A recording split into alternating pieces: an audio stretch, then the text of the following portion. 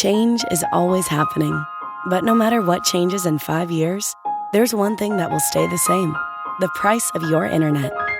With the Xfinity 5-year price guarantee, you get 5 years of the most reliable Wi-Fi, with our best equipment included, for a price that stays exactly the same. Restrictions apply. New residential customers only. Taxes and fees extra and subject to change. Most reliable Wi-Fi based on Open Signal Awards USA. Fixed Broadband Experience Report, August 2024. This message is brought to you by Apple Card. Apple Card takes privacy seriously. It's your card, your info, your business. So if your credit card isn't Apple Card, maybe it should be. Subject to credit approval. Apple Card issued by Goldman Sachs Bank USA Salt Lake City branch. Terms and more at applecard.com. Hey, How To listeners, it's Carvel. If you've ever been a coach, you know that you can't just push your athletes all the time. Rest is just as important as conditioning. So while the How To team takes a break this week, please enjoy this episode about how to be a better coach, which we produced back in 2021. If your kids are registered for youth sports this fall, and especially if you coach young athletes, then you're going to love this one. But the takeaways from this episode about motivating people and turning mistakes into victories and dealing with backseat coaches are actually relevant for anyone who, in their everyday life, has to either coach or be coached. So we hope you enjoy it. And we'll be back next week with a brand new episode. And without further ado, here is our former host and a former youth soccer coach, the great Amanda Ripley. Welcome to How To. I'm Amanda Ripley. As a reporter, I've been in a lot of uncomfortable places. I've been in prisons, crack houses, hurricanes, but I never got as nervous as I did on the sidelines of a soccer field coaching a bunch of 10-year-old boys. I mean, I have played soccer my whole life, and I was always solidly mediocre. But through a series of events, I ended up coaching my son's soccer team for about 5 years. And I mean, I hate to admit this, but I can still remember my stomach tensing up during those games. The feeling of absolute elation when my players scored, and profound despair when they lost, all of which I hid from them, of course, most of the time. Anyway, it was just way harder than I expected, so I have a lot of sympathy for this week's listener. My name is Kelly. I'm 46, live in just outside of Seattle, Washington. Kelly is the father of 2 boys, aged 11 and 8. His younger son, Benjamin, is the athlete of the family. So got him into T-ball a couple years ago and saw a real lack of participation from the other parents. So I after a lot of consternation and hand-wringing, volunteered to be the head coach for his boys' farm ball team. Kelly didn't really play a lot of sports growing up, but he's still kind of a romantic when it comes to baseball. He even asked his team to call him Skipper. It kind of harkens back maybe to simpler times, but I don't know. Being out on the field with your glove under the light is just very magical to me. And I want to help my son and his teammates find that joy in sports. And I didn't want to be the yelling dad, throwing a clipboard but I had a little mixed results with how that turned out in real life. Just like me, Kelly discovered that coaching pushed him to his limits right away. I had no idea what I was doing as far as running drills or teaching the game to these kids. And so I, never ever got angry at somebody for striking out or booting a ground ball. Like, they're making an honest effort, right? And then and this is where I lost my cool a couple times, and I'd blow my top. Well, I'm not cursing or anything, but I chose to just yell at the kid through the dugout and shame him in front of both teams and all the families. Of the 6.5 million youth sport coaches in the United States, just 1 in 10 have received any relevant training. Most coaches are just parents who volunteered after no one else would step up. And if it's done poorly, it can have real lasting damage on kids. So in today's show, we're giving Kelly a crash course in coaching from the coach's coach. Doug Lemov's previous book, Teach Like a Champion, is a kind of Bible for school instructors all over the world. It's so good, in fact, that professional baseball coaches started showing up at his trainings. Soon he started working with U.S. Soccer and eventually wrote a new book, The Coach's Guide to Teaching. I don't think enough coaches start with the question of why do I want to do this? And I think when that happens, ambition and ego can easily step in. Doug has some fantastic advice for commanding attention and managing failure that we can all learn from on or off the field. So let's get warmed up, and in the immortal words of Coach Taylor from Friday Night Lights, clear eyes, full hearts, get loose. This episode is brought to you by Built. If you're paying rent every month without earning anything in return, consider joining Built, the rewards program designed for renters who want to earn something for their largest monthly expense. By paying rent through Built, you earn flexible points that can be redeemed towards hundreds of hotels and airlines, a future rent payment, your next Lyft ride, and more. But it doesn't stop there. Built is about making your entire neighborhood more rewarding. You can dine out at your favorite local restaurants and earn additional points, get VIP treatment at certain fitness studios, and enjoy exclusive experiences just for Built members every month. Built is turning a monthly expense into an opportunity to earn rewards and discover the best that your neighborhood has to offer. Your rent is finally working for you. Earn points on rent and around your neighborhood wherever you call home by going to joinbuilt.com/howto. That's JOINBILT.com/howto. And make sure to use the unique URL JOINBILT.com/howto. Scaling your business requires the right expertise at the right time. With Upwork, you can find specialized freelancers in marketing, development, and design who are ready to help you take your business to the next level. Companies at every stage turn to Upwork to get things done and find more flexibility in the way they staff key projects and initiatives. Upwork's global marketplace is filled with top talent in IT, web dev, AI, design, admin support, marketing, and more. Posting a job on Upwork is easy. With no cost to join, you can register, browse freelancer profiles, get help drafting a job post, or even book a consultation. From there, you can connect with freelancers and easily hire them. Upwork makes the entire process simpler and more affordable with industry-low fees. Post a job today and hire tomorrow with Upwork. Visit Upwork.com right now and post your job for free. That is Upwork.com to post your job for free and connect with top talent ready to help your business grow. That's UPWORK.com. Upwork.com.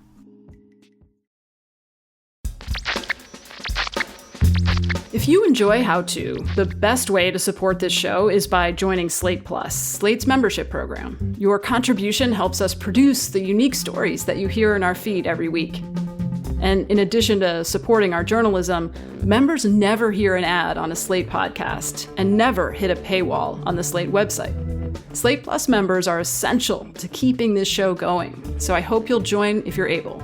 To sign up now, go to slate.com/howtoplus. Again, that's slate.com/howtoplus.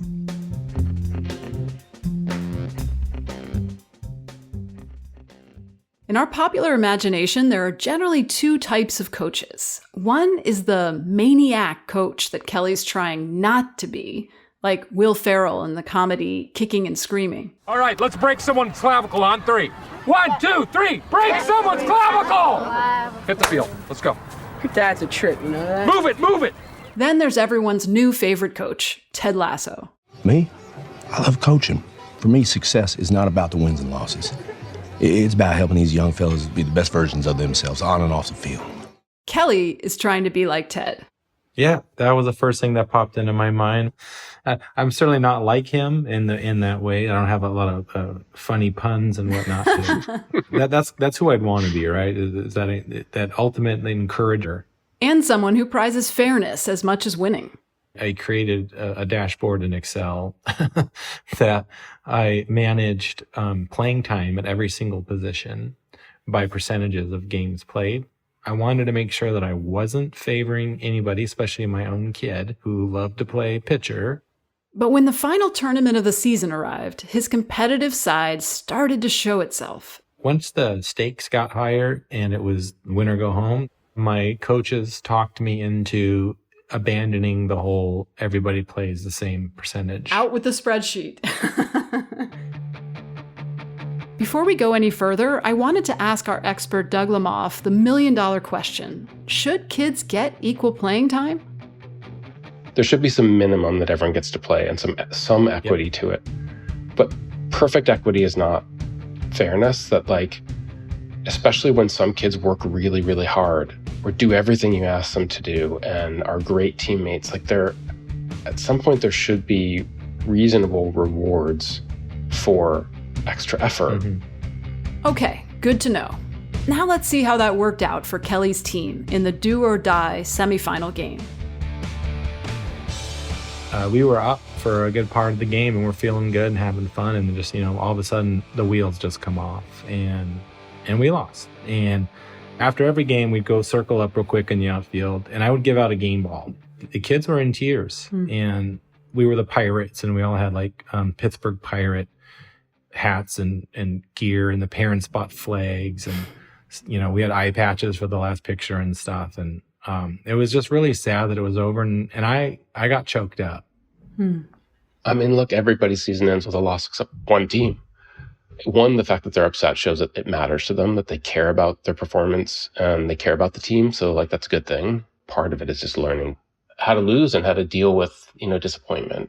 Ritual is both like useful for helping people feel belonging, but also is a really important tool for helping people process difficult things. So like being able to go out to the outfield and give your game balls again, return them to a sense of normalcy and focus them on the things that we said were valuable all season long.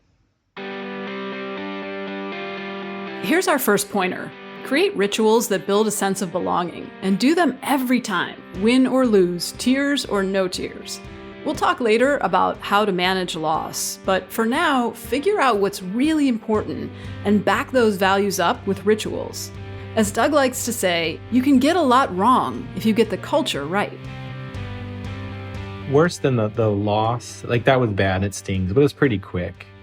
It was I had a couple kids, my son included, who had some bad slumps at the plate.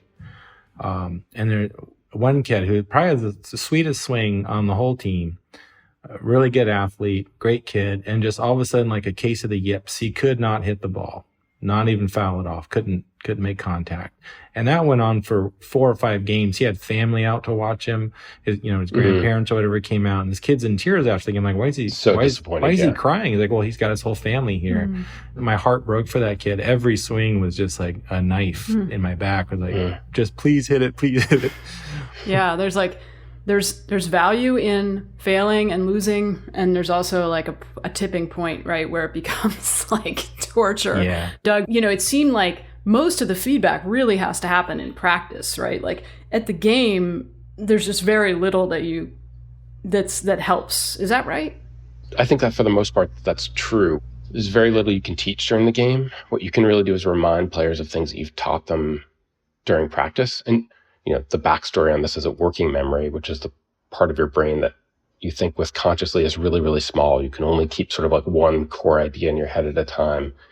And so if someone's trying to play and you're trying to explain to them something new that you want them to do, one, they're not going to be able to do the new thing. And two, it's probably going to degrade their play. I'm not saying that's what's happening here, by the way. I'm just like sort of talking about the challenge of teaching during coaching. Yeah. And I know the other coaches and parents and even some of the players, like they mean well, but they're like, get your elbow up, put your elbow down. Move your feet this way, move your feet that way.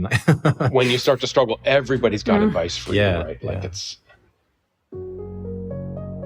That's our next pointer. Don't try to teach during games. It won't work. Teach at practice. Create catchphrases for each idea, shorthand cues you use over and over again to remind players later. But even in practice, resist the urge to say too much. One of the most useful phrases about coaching that I've ever heard comes from a rugby coach in New Zealand who says, if you chase 5 rabbits, you catch none. And the idea is that I'm just imagining this kid at bat. Lift your elbow, step into it, watch the ball, relax, watch your, pay attention to your back foot, rotate your hips, right?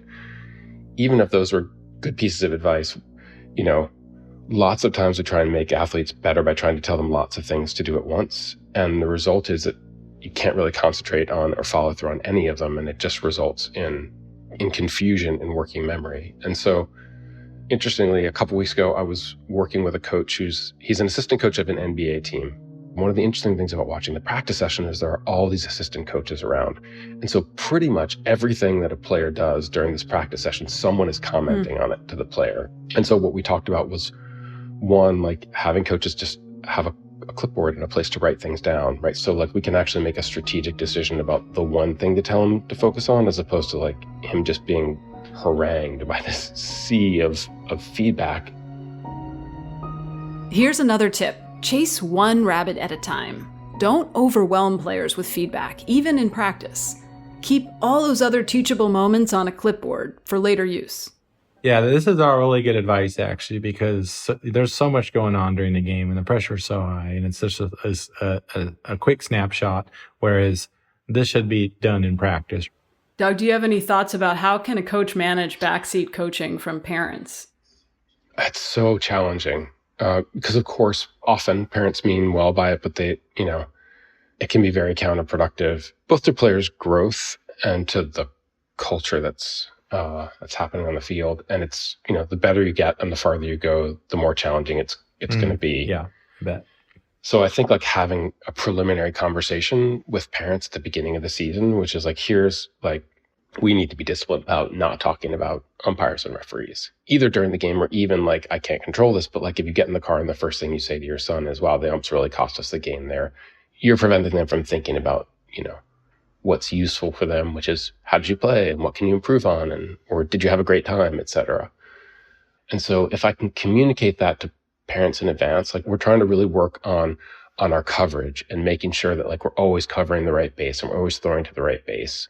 And so if parents know what you're trying to accomplish, it's easier for them to be aligned in the things that they shout for from the sidelines. That's a great idea, to give them something they should do rather than what they shouldn't do. I don't know, did you have this, Kelly? I don't know if they do this in baseball, but with our soccer league, they had silent Saturdays once a season where nobody was supposed to yell anything during the games. And it was like, the parents hated it. It was so painful for them. I know a coach who had a manager as a parent on the team, and there's just a parent who was good at this, and he gave the parent a bunch of lollipops. And the parent, and if there's another parent who was like not quite on the right side of productive and positive in the things that he or she was shouting during the game, the parent would just hand them a lollipop, and the message was, "That's what your mouth is for." Oh, that's awesome. Here's our next pointer. As the coach, it's your job to manage the parents, set expectations at the beginning of the season, and tell parents what they can do, not just what they can't. All of which gets a lot more complicated when the championship rolls around, of course. All right, halftime team. When we come back, we'll tackle what to do when people stop being polite and start talking trash.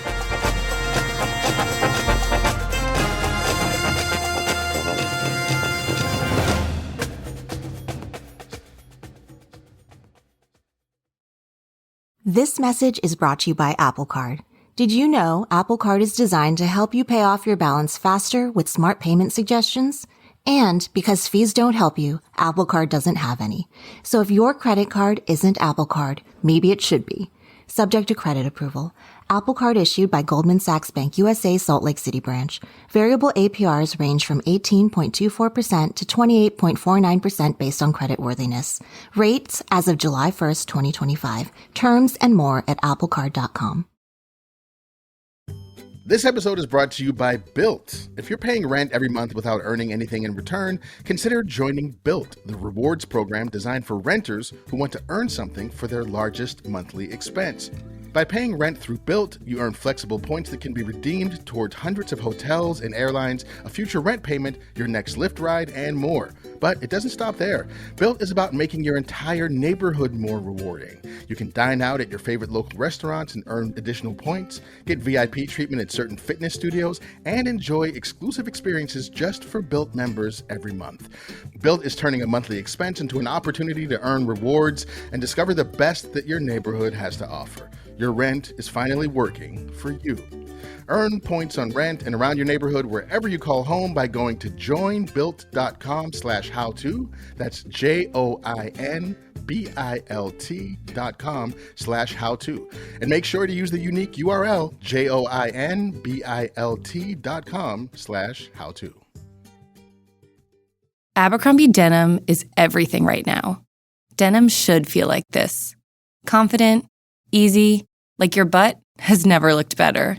If you didn't know, Abercrombie's Curve Love denim went viral in 2019 for eliminating waist gap, and it's still a game changer.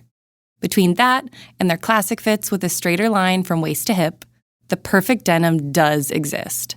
Shop Abercrombie denim in the app, online, and in store. All right, listen up, team. In the first half, we talked about how to be a good coach and manage the parents. But now it's crunch time and the game is on the line. What do you do if you're a good parent stuck with a bad coach? Doug found himself in that situation a few years ago with his daughter's elite soccer team.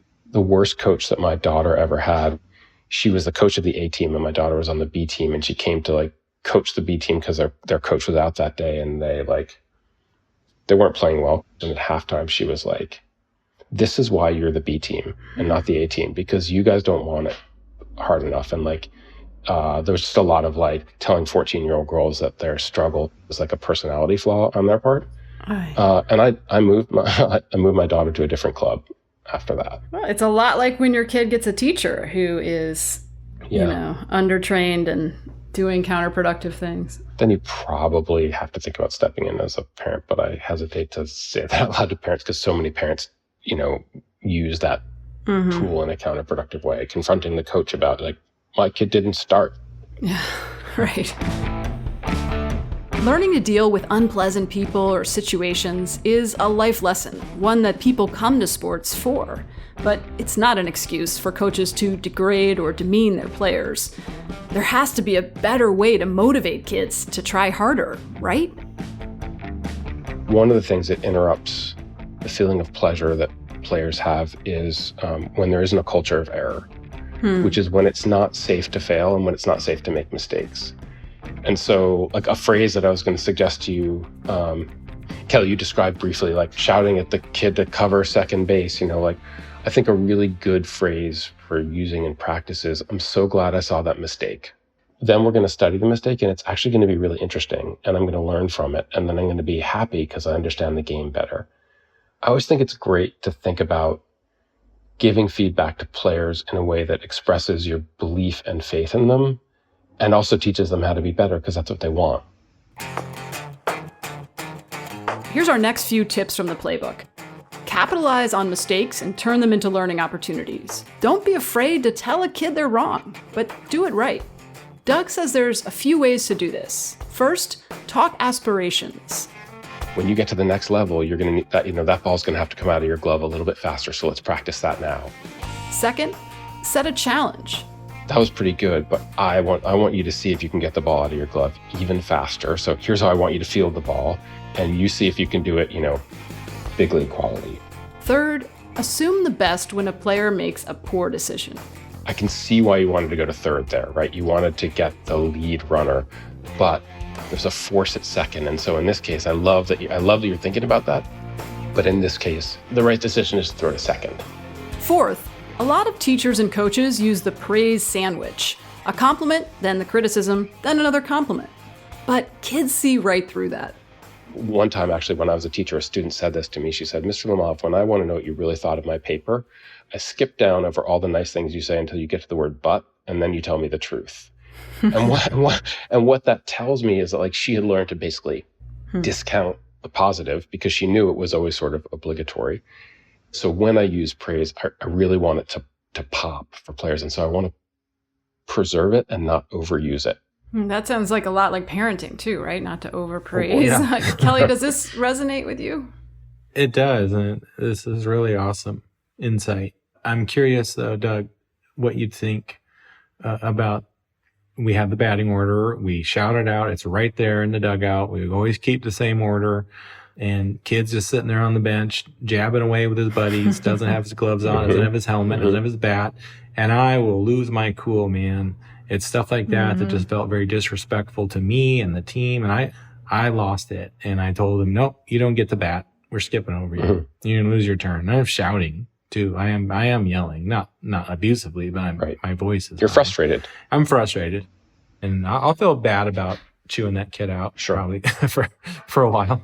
But I'm wondering if you have any take on that. Like, yeah, it's such a great question, a hard question. I think you've hit the nail on the head, which is like that is just one of the biggest challenges of coaching young athletes in particular is the attention gaps. Mm-hmm. And one thing is, I think that when there are moments when I have to like correct a player in a more decisive way, whenever possible, I want to do it privately. And maybe I want to like, I have this phrase comes from a classroom. It comes from watching a video of a teacher where like one kid in the class laughs at another kid when she's trying to read something. And like, this is just like a big culture foul to her, right? Like you don't get laughed at for trying to struggle in the classroom. But she, instead of walking directly over to him, she walks a little bit of a loop, like around the back of the classroom just to give herself like, a second or two to compose herself. And the research on this is like, if you can slow down your decision making even by a second, you let your rational brain catch up. And so I might be like, Kevin, come on over here for a second. Okay, you missed your spot in the batting order, and that's a big deal, right? Because it's part of our obligation to the team is to make sure we know what our job is, and we're prepared, and we're ready. You should be getting yourself mentally ready to hit. And then every inning when you come back, I want you to go right to the batting order and check every time, and I want you to come tell me where you are in the order in that inning. And we're going to do that for the next 3 or 4 innings because I want you to build the habit of being alert and being attentive. And this is like such a challenge with recreational sports, right? Is that some kids are really serious, deadly serious about it, and they really want to win, they really want to get better. And other kids really could not care less. They just want to goof around. They want to chase the butterflies, like you said. But I think that kids like that are often more responsive to peer-to-peer accountability than they are to adult accountability. Yeah, you've given us 3 tactical ideas for managing behavior. One is make it private, don't do it in public, like pull a kid aside. Mm-hmm. And the next is suggest a replacement behavior. So again, something you can do rather than what you shouldn't do. And then the third is like create systems, ideally peer-to-peer systems, right? So that it's automatic. Yeah. Kelly, what do you think about all this? Could you imagine creating a system that you could, for figuring out who's next at bat? Yeah, I can. I mean, part of it too is like I'm feeling embarrassed, right, by the families who are watching now. Like, oh, Skip's not organized here. Yeah, he doesn't have, he's not in charge. These kids are all over the place, and and my cheeks get all red, and I get and then just the needle starts to move, and I lost my cool, and I wish I had been armed with information like that, And this is also like parenting, right? Like the moments I regret most, and maybe this is just me, but the moments I most regret from parenting are when I was embarrassed, So then it's like it triggers something where I'm like, I get too involved. Again, it comes back to like the ego, right? Like it's somehow a reflection of me as a parent that this kid is having a tantrum in public. And when I started coaching soccer, they make you take the little for the rec level license, like the little online training. And literally everything my coaches did when I was a kid in the 80s, they said not to do. Especially, wait in line for drills. No. Run laps as a punishment. No. And so, but I admit there was a dark moment where we had some kids run laps because we just didn't know what else to do. Like, yeah, I would have kids do push-ups sometimes. Then it's afterwards like, what am I doing? These kids don't even know how to do I know push-ups. Their push-ups are so bad. It's just they're bad. They're so terrible. Bad. And then they kind of want to do them and show off anyway. Right now you've rewarded them. Really, right? Yeah. Well, in some ways, but also like sometimes a kid wants to do push-ups because they want to pay you back, right? They want to set the account. Oh, okay. Straight, which is I just think it's interesting. Like, I'm not totally sure that it's always wrong to teach kids to pay attention. One good thing about doing the push-ups is it prevents you from giving a lecture, right? Like this is something that comes up a lot in the book and in Teach Like a Champion, and I mean all your work, right? And it haunts me to this day because it's like, say less, do more.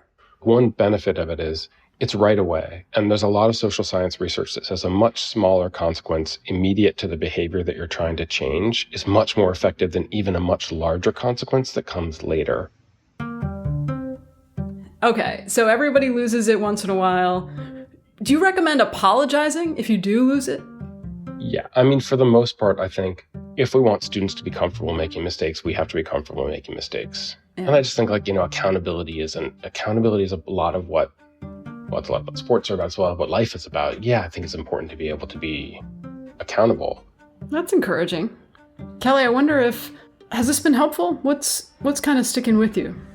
Very much so. And what's stuck with me the most here that I'm going to take away from this are like, it's okay to forgive yourself for one. Yeah. I beat myself up a lot. Like, I'm not ruining their lives. My ego was all wrapped up in 8-year-olds throwing and catching on the field, where it's like, what are we trying to do here? And like, keeping that perspective is going to be very, very helpful for me in the future. So I thank you very much for that. Can I just say, like, you bring so much self-awareness and self-reflection to your coaching that I'd be great if everyone's kid got to play for a coach who approached it that way and was as humble and self-reflective. So don't I would say doubly don't kick yourself around, because I just think you bring a lot of that, and that's kids deserve that. We gotta have the memory of a goldfish, right? As Ted Lasso would say. There you go. Yeah, exactly. And I always tell the kids that too, right? You got to forget about your last at bat. Coach, I'm sorry. You know what the happiest animal on earth is? It's a goldfish. You know why? No. It's got a 10-second memory. Be a goldfish, Sam. Yeah? Today's game ball goes to Kelly for sharing his story with us and for his willingness to learn. A big thank you to our skipper for this episode, Doug Lemov. Make sure to look for his book, The Coach's Guide to Teaching. And by the way, we did get an email from Kelly. He wasn't sure he was going to coach again next spring, but after our conversation, he's decided to give it another go. Go Pirates! Is your team in a slump? Are you stuck in a losing streak? Send us a note at howto@slate.com or leave us a message at 646-495-4001. And who knows, we might have you on the show. And if you like what you heard today, please give us a rating and a review and tell a friend. That helps us help more people. How To's executive producer is Derek John. Rosemary Belson produces the show. Our theme music is by Hannes Brown, remixed by Merritt Jacob, our technical director. I'm Amanda Ripley. Thanks for listening.